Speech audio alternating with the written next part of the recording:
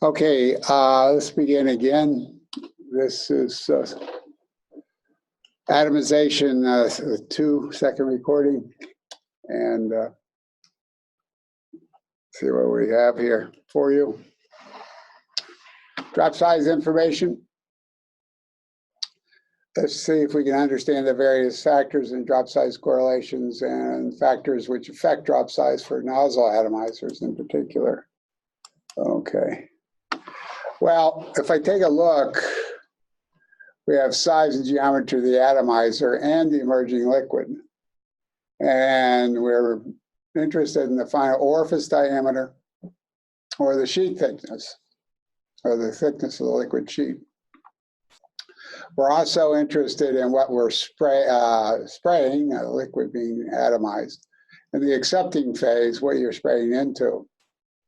Generally speaking, liquid properties, there's not much in effect. If you go back to what we just covered from the manual or the data information from spraying systems, they would tell you there's little effect. There is some effect, I mean, we'll get to it, but little effect, generally speaking. So all three, there's an effect, but little effect. One, the biggest one of these three is probably viscosity. And then surface tension is in there as well. Surface tension controls at the smallest sizes, but the value of surface tension doesn't change very much. There's three ways you affect surface tension. One of the biggest ways is surface contamination, basically. Temperature also affects surface tension. And charge, surface charge, also affects surface tension. And you'll find, generally speaking,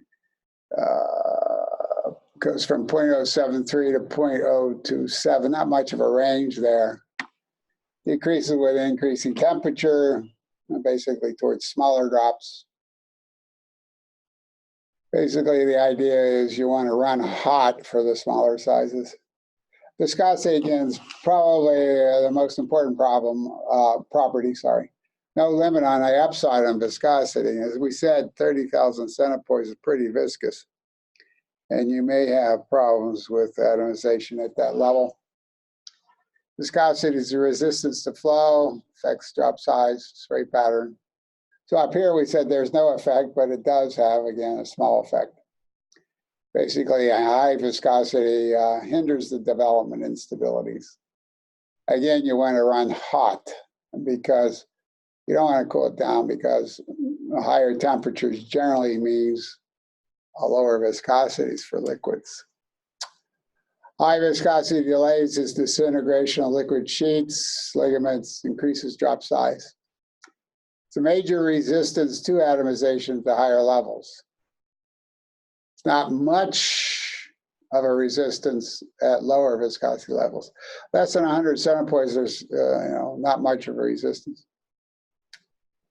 Basically, viscosity effects, modest increases sheet thickness and flow area. Flow rate usually diminishes. The increasing viscosity flow rate, volumetric flow rate. Higher viscosity, more friction. Increasing viscosity decreases cone angle, increases frictional resistance in the nozzle, less spin inside the swirl chamber.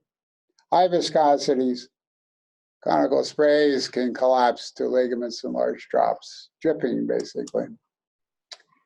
Increasing viscosity increases resistance to flow, viscous losses have become larger. There's no energy left for atomization. Coarse flows occur, coarse sprays occur. Viscosity will have a less effect on nozzles that do not rely on liquid velocities for atomization. Basically, if you go to air blast or air assist nozzles, you run into that sort of thing. Air blast, air assist, you could probably just say 2 fluid nozzles. Heating up high viscosities, good idea, helps to make smaller drops. Heating up high viscosity liquids before atomization lowers surface tension and lowers viscosity. Need to minimize pressure drop of supply lines. That's a very important item. You want most of the pressure drop, if you can, across nozzles. There is potential problems exist for non-Newtonian fluids. Shear thinning fluids may cause unusual effects. Shear thickening fluids may actually clog your nozzle. So you're trying to spray and it freezes up. For vegan plastics, you need, you have vegan plastics, then you have the worst type is shear thickening viscoelastic fluids. That's a strange, it's a tough combination there. For shear thinning fluids, when you make the drop, set the nozzle. The shear rates are the highest there. As the flow moves away from the nozzle, the shear rates drop significantly, right? Don't make the drops in the liquid sheets. And again, filtering may be very helpful to you. Now, ambient conditions can be considered quite a mystery at times. Okay.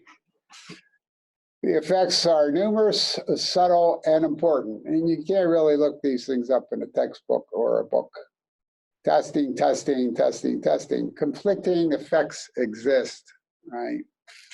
High velocity stream shaped as a hollow cone or solid cone. Basically, if you have a hollow cone, it could happen at high viscosities. It collapses the cone angle.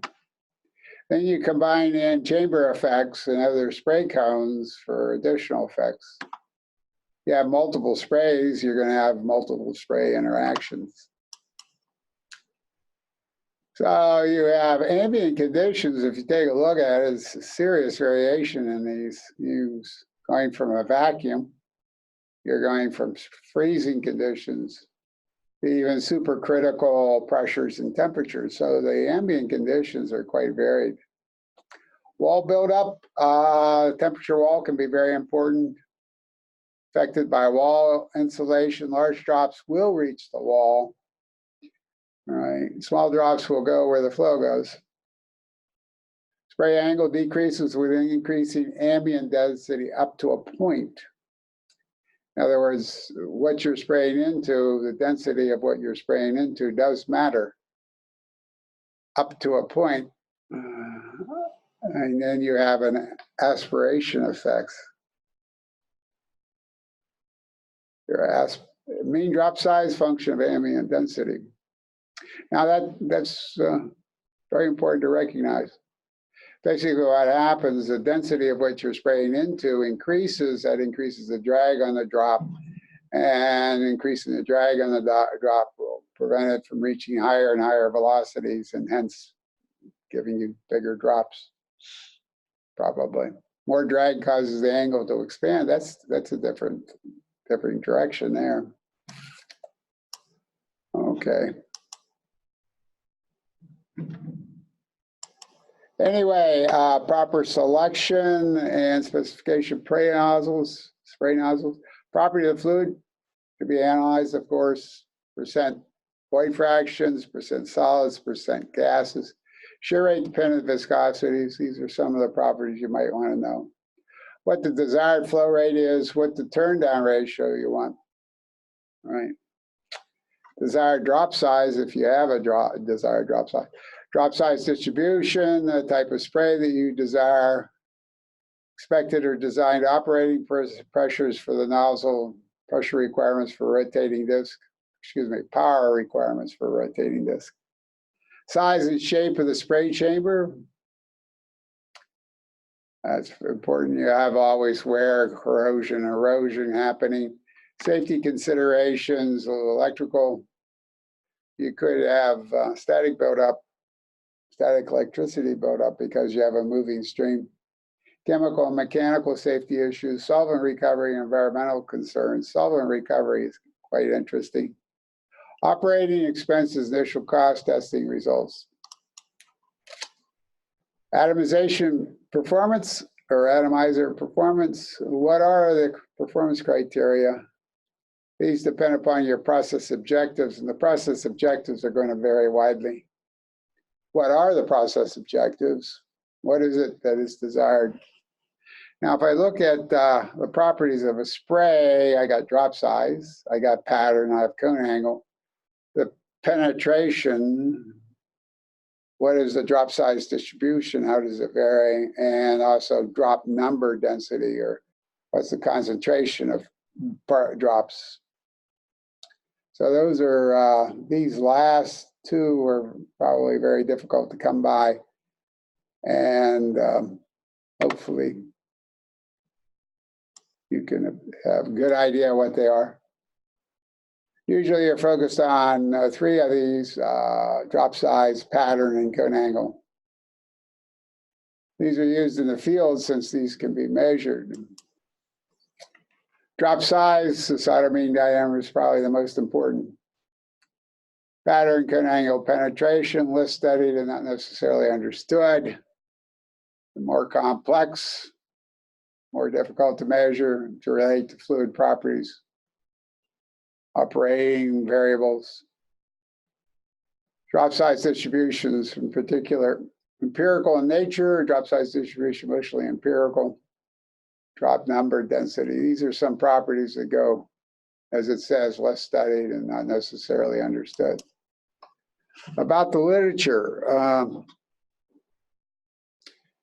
information is unsatisfactory.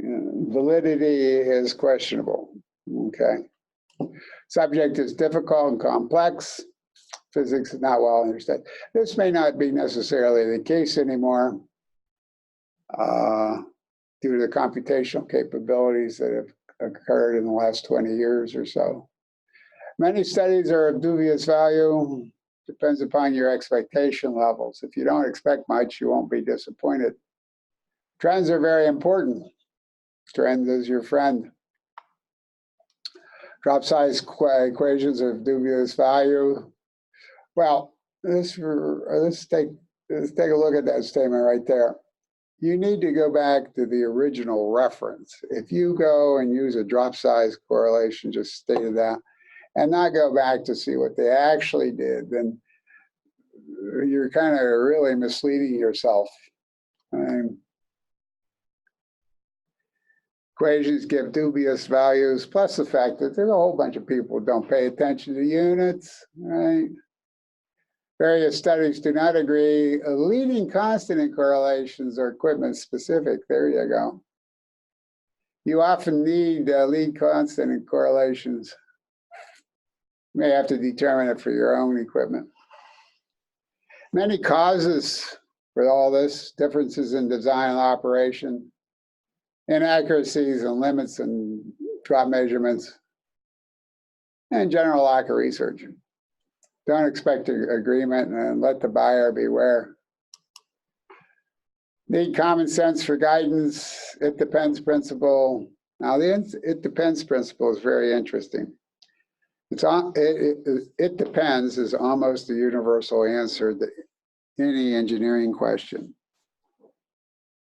Generally speaking, engineering questions are underspecified. The questions are, too brief. They don't include, they don't cover the specific case in detail enough to give you an answer.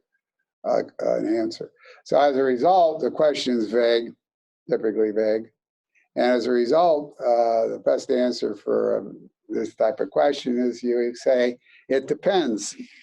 Now then, after you say it depends, what that does for you is it makes you look awful bright. You're a smart person here, it depends. But it depends upon what. So you then ask, what does it depend upon? Then you get more information. It depends, you get more information, get more information.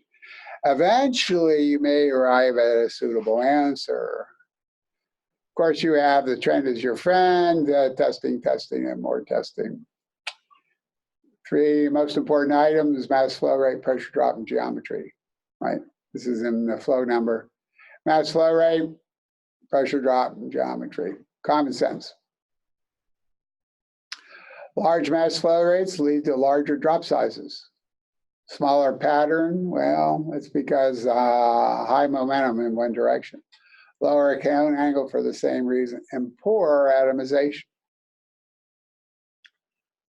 High mass flow rates mean high momentum, and it continues. It goes straight. Pressure drop, higher the pressure drop, smaller drops. Wider pattern, larger cone angles, better atomization. Geometry basically determines flow area. Common sense, significant interactions between mass flow rate and pressure drop. Right.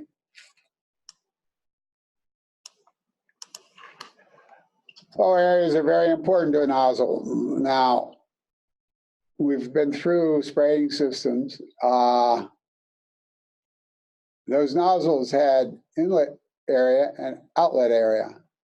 Now then, if you go to my friend, rho VA equals rho VA, for the inlet equals the outlet, and since in both cases the densities will cancel, maybe, okay, maybe the densities will cancel.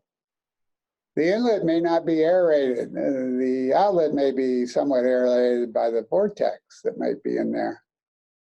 So these densities you're assuming are the same. You're also assuming that there's no demixing that might be occurring, where one portion of your flow has been centrifuged to the wall, and the other portion of your flow, the fluid portion, is in closer to the inside of the lower radius than the outer flow. So you got some problems with rho VA equals rho VA. However, it's just liquid. You would have very interesting information about the outlet velocity. You know probably the inlet velocity, and you know the areas here, perhaps, have a good handle on what these areas are. So you can very easily calculate the outlet velocity. It's kind of interesting. Anyway, flow number we've already gone over significantly. Now, in older times, there used to be density would be dropped out and just be mass flow rate over square root of pressure drop for old time flow numbers. For orifice, most important, represents area of or for the flow, right? So you have fluid property effects, geometry effects, power level effects. Now, one of the things that we haven't stressed enough is what the power input is and what you're spraying into. Okay, let's take a look at simple holes, right? Larger orifices give you larger drops. That's not too hard, right? Big people have big babies, small people have small babies, you know. Solder mean varies inversely with flow velocity. Higher velocity, smaller drops. Flow velocities increases the drag forces and turbulence, which leads to smaller drops. Higher liquid viscosities causes larger drops, higher viscous resistance. Higher gas density, gas into which the spray goes, reduces large drops, more resistance, reduces size. Yeah. Detailed effects, details of effects, complex. Complex, not necessarily constant. You look for the exponents on the effects. So if I have a listing of correlations, which is coming up here, if I take a look at these, just for fun, take a look at some of them. Orifice diameter divided by liquid velocity. Orifice diameter, orifice diameter, orifice diameter. So solder mean is proportional orifice diameter. We got a diameter of 0.3 power. But here I have directly, I have almost directly. Solder mean I have directly. So if I compare these different people, I think these are Brits, maybe this is Polish or Czech or maybe Russian, and then we have a toss in a few English. Anyway, you can see they're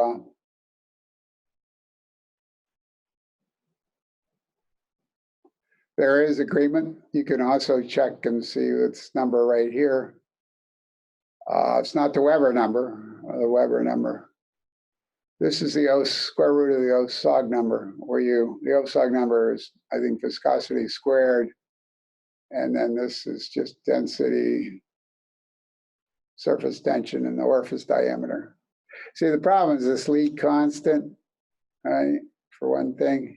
And I guess it's trying to tell you that the orifice diameter units will be the units in which the solder mean is expressed. I'd have to wish to check the units on these things, make sure they're dimensionless. You also got to go up here and look at the exponents on these things. If you ever used a correlation, 0.07 is pretty bleak. I mean, minus 0.052 is, come on now. You can't tell me. Anyway, so you can assume that all these correlations are correct, okay, from the point of view of their particular study. In general, they're going to be wrong.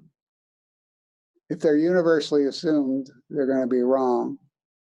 If they're applied to their individual studies, they're going to be fine, probably, unless they made a mistake. And when you have a listing of correlations like this, you're really, for anybody to use this, you really need to know the units. Summary, well, let's go back here. Which equation to use? They're all correct, they're all wrong. Lead constant becomes very important. And the lead constant is often equipment specific. The lead constant is this 500, 6, 333, 47, right? So you may adopt this correlation like this one right here. Might be a cool one for you personally to adopt for your process, but then you got to figure out whether this is 500. And then you got to figure out what the exponent is here on this viscosity.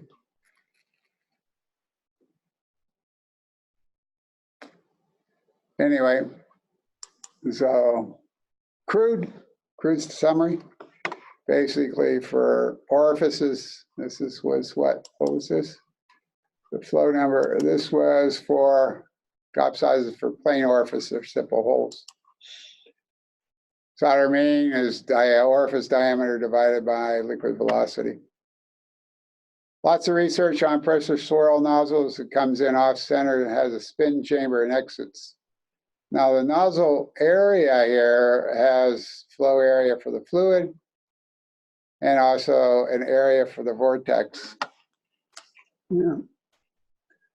Anyway, so this is for the plain orifices. We go down here.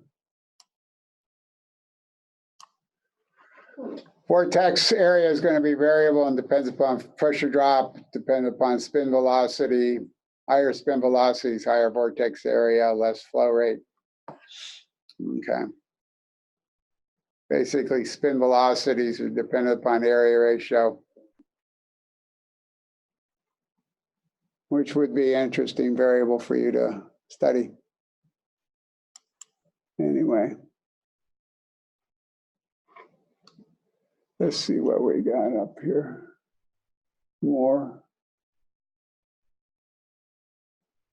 Pause the recording. I'm going to pause here and pick it.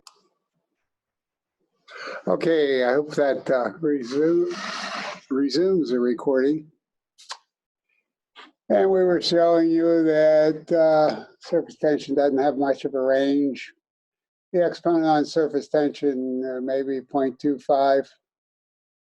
One case had 1, which is probably wrong. Either that or they didn't. There's lots of ways you can make mistakes. Viscosity, again, weak function, 0.06 to 0.2, or the other day they had the 0.3 to 0.4. So there is probably a modest effect of viscosity, which we'll show you later. The data is mostly for low viscosity fluids, less than 1,000 centipoise. Effects of flow number, basically flow number is area. Increasing flow number increases drop size. Basically increases the area for flow, which increases the drop size. Flow number, 0.67 is the exponent. That's fairly strong.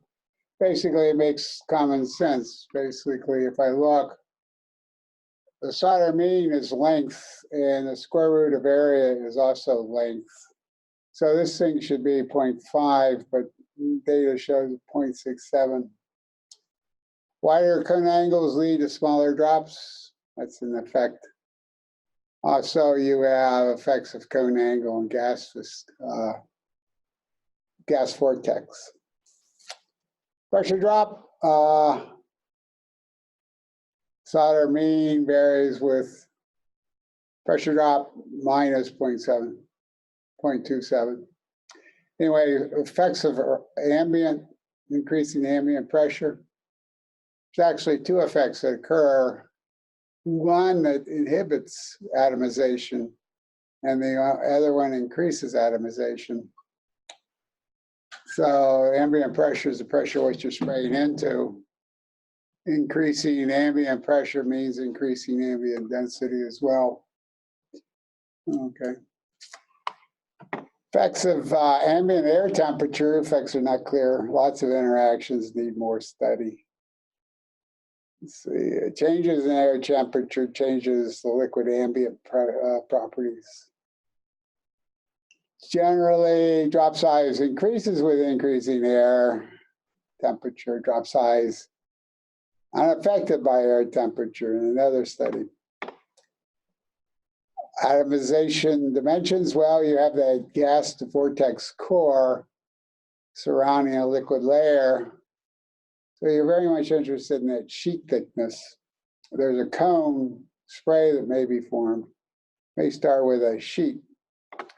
Increasing atomizer size reduces atomization quality. Usually increasing atomizer size causes larger drops.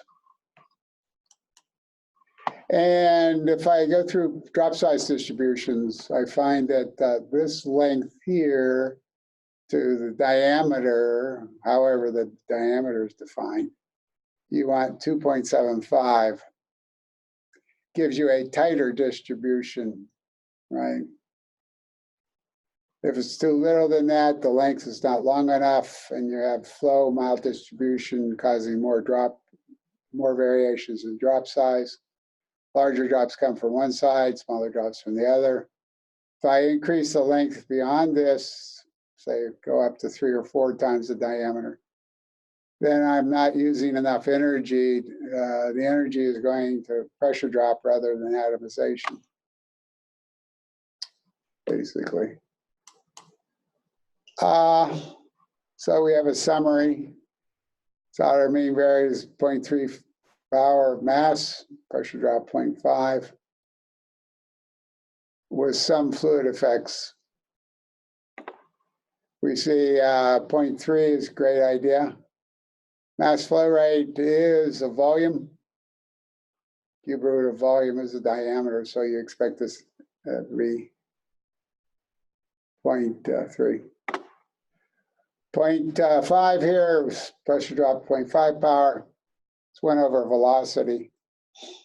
And square root of pressure drop is a velocity, so you would expect that to hold true. So this is a pretty solid summary here. Other effects, well, you have cone angle reduces drop size, larger the cone angle. More flow area there is, so the drop sizes go down. Surface tension, well, you have the exponents there. Anyway, so let's go here and look at some of these. We got flow number.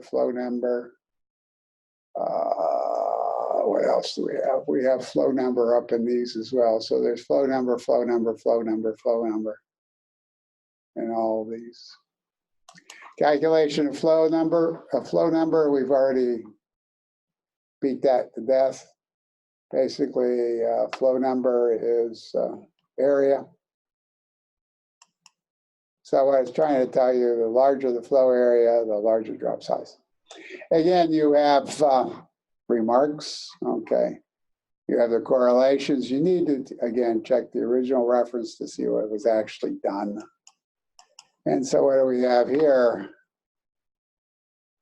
I went ahead and took this one here and assumed some properties. And I got 267 microns for drop. Since I had the flow number and I had pascals, okay.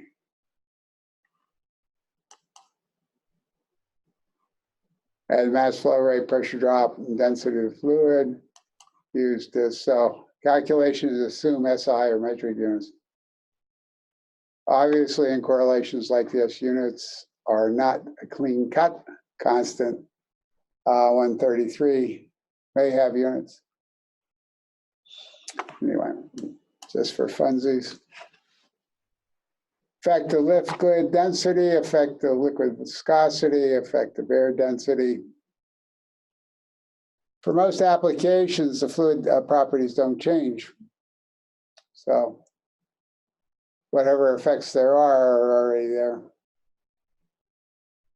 Due to the complexity, it's unreasonable to expect one correct correlation, likely that many effects have been left out.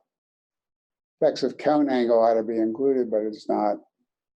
In other words, up here somewhere, when I have all these solder mean bases on flow number, I should also have solder mean based upon the cone angle.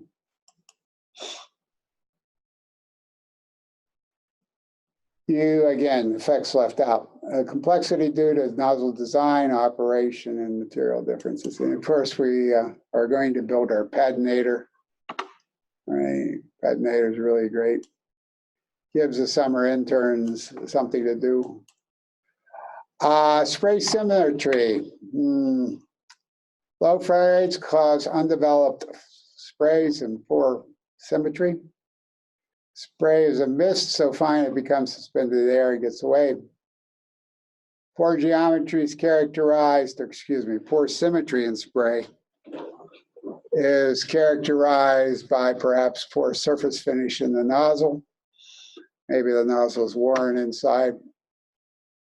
Orifices imperfection, i.e. part of the orifice is missing. Plugging and fouling, contaminated flows.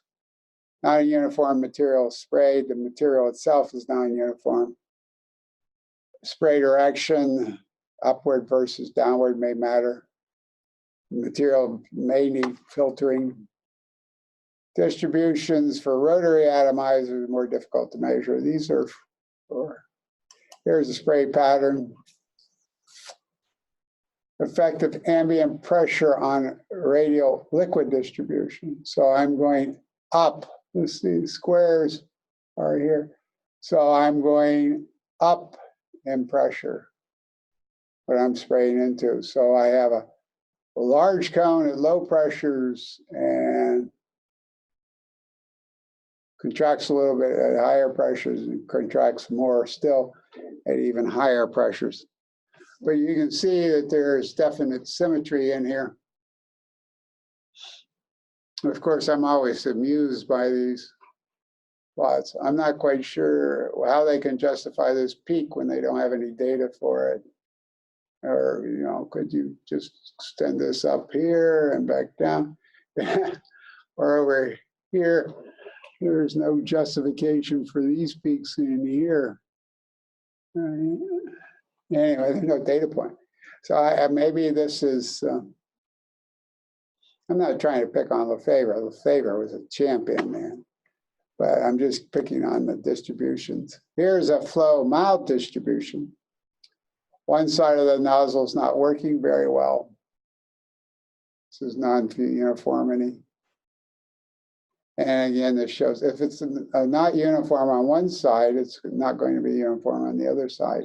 180 degrees. What's intriguing about this is there's apparently a shift here. And this low point is not replicated. And you get some preference over on this side as opposed. Anyway, I don't know, does this affect any of your processing? Right? And again, you have this peak here has variation. In this peak, it looks like they all come down to 1. So those are samplings of information from your padinator, right? And if you don't have a padinator, okay, you should have one built. And you should also have one built for if you have an array of nozzles, say you have 3 or 4 nozzles in a spray bank, right? You would want to know how all of them are acting. So then you have the extended padinator, not just for 1 nozzle, but for maybe 10 nozzles. So anyway, kind of cute. Lefebvre did a good job. Of course, Spray Systems did a good job in it too. A lot of good people in this area. Efficient wheel and 2 fluid atomizers. Let's continue on. We're at slide 156, and then we got 260 to go to. So we'll see how far we get today before I want to quit. Understand the various aspects of rotary. This is kind of cool right here. Disintegration of a liquid stream with an airstream. This disk is going around at 1,500 RPM. Liquid flow rate's 250 pounds per hour. Viscosity, I guess, 40 centistokes. I'm not quite sure what water is. Is water 1 centistoke? I'm not sure. Air velocity is substantial, 100 feet a second. Air flow rate, mass flow rate here, 72 pounds per hour airflow rate.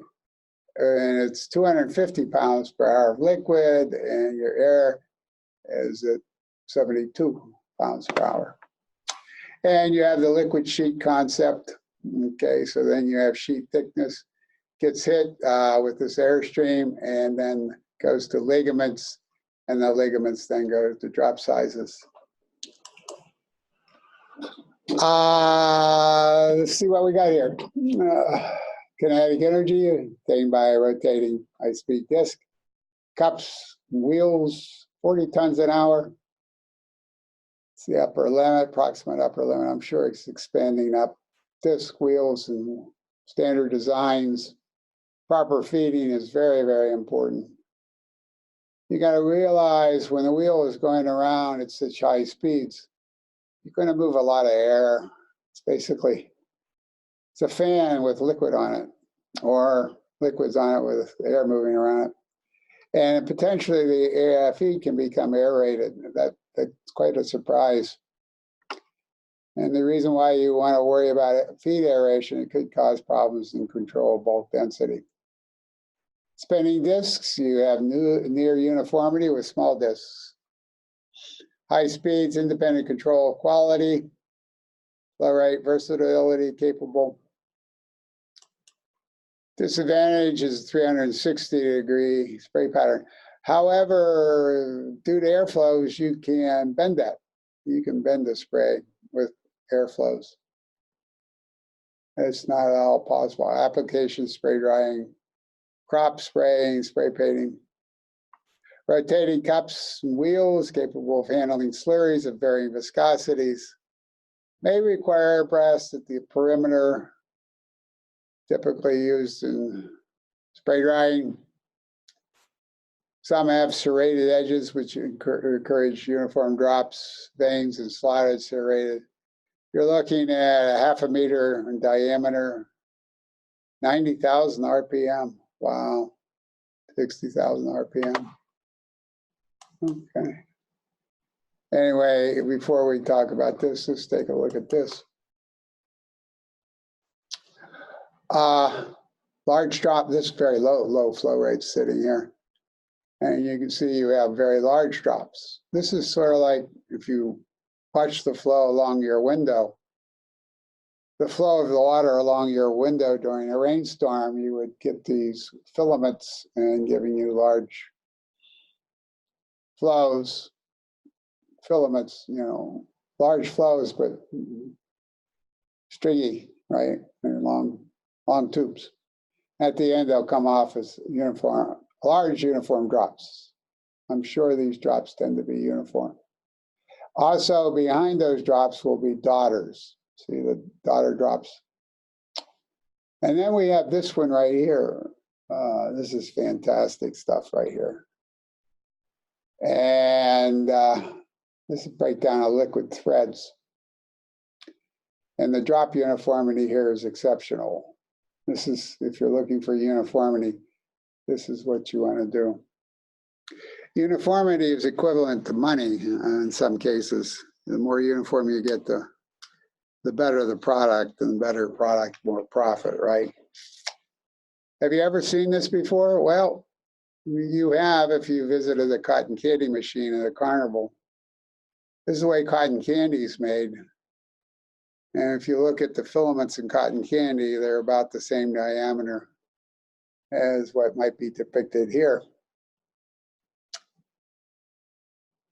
Except for cotton candy, there's no breakage. By the time the cotton candy gets out at the outer perimeter, it's probably evaporated most of the moisture and it remains a flexible sugar thread.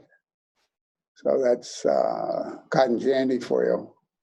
Party string, I suspect, is done the same way. I'm not sure if you can put party string on this. What's interesting about this, I'll say it later too, is that this is off the shelf. There's nothing really special here. Well, maybe there is. But this goes, I think, I've been told, 50 microns up to 500 microns, and it's off the shelf, no problem. Again, uniform drops. What you do is if you have a slurry and you're drying to a solid, you will have uniform solid size here. Of course, then you got the problem of the size of the particle to the size of the ligament, liquid ligament. Okay, so there would be significant testing. Obviously, this is low flow rates too. This is very low flow rates. This is low flow rates. Uniformity and low flow rates go together, right? Uniform drop size comes from uniform flow. Uniform flow comes from a laminar type flow, which provides uniformity. So there's money to be made here.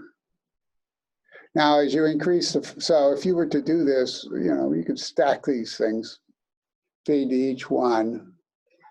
Instead of making a single, you would have essentially this device making a fog in air, okay, of a uniform drop size. And then you would catch it. You would want to catch it in a falling liquid curtain, perhaps, if you were, or in an airstream, let it further dry. Question is, are these particles out here, if they're solids there, are they dry by the time they get there? Interesting question. Okay, we have a liquid sheet here. You can see the liquid sheet.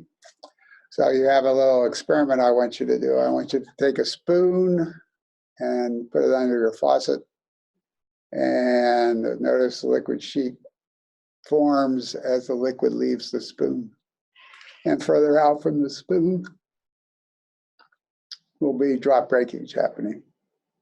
Again, these chaps, I think University of Wisconsin or somewhere up there. And this is for Randsburg Genta Company, I think in Indiana or Michigan, at least it was. You're producing a very fine threads, and you can see a very large diameter disc producing very small drop sizes. Uniformity, okay, substantial uniformity, except right here, and not uniform there, and probably not there. So there is some imperfections going on that will give you larger drops or perhaps smaller drops.